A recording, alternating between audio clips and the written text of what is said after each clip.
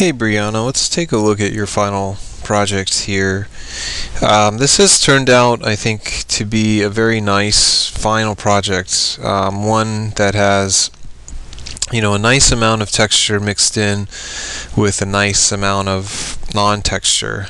And everything in the room contrasts well with everything else because I think you have this mixture of the white, which really works to be this very kind of clean, unaffected area, not just color, but also in terms of things like the texture and even value to a certain extent, which remains fairly light in kind of high key overall, which is fine because the other areas in the room are either much darker or they incorporate a lot more texture in them. And I would even kind of argue a little bit more detail, so that your eyes are given kind of these resting areas where, up on the roof or on the bed or on the dresser or on the nightstand, where they're not being kind of inundated with a ton of information. And it's nice to go from the bed to the wall, or from the bed to the books, and it just ends up creating a balanced composition, at least from my point of view, in terms of how you're you're dealing with visual kind of weight.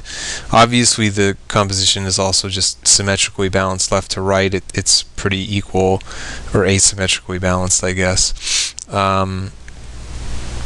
But I think more than that, it's the way that visually it just kind of fits together really nicely.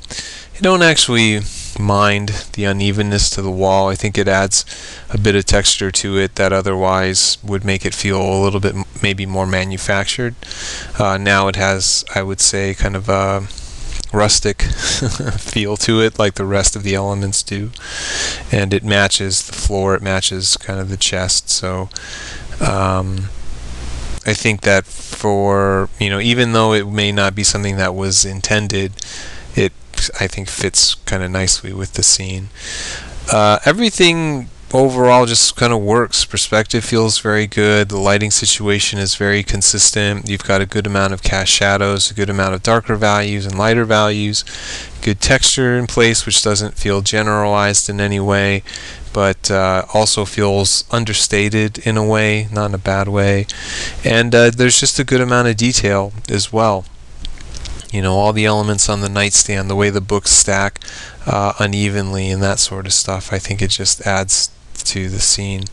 So I'm sure the source material, gives you a lot of that information, but I think being able to render it in the marker and doing such a nice job with things like shading or things like cast shadows, or getting a good amount of variation in values and things like that, that's where I think your hand kind of shines through.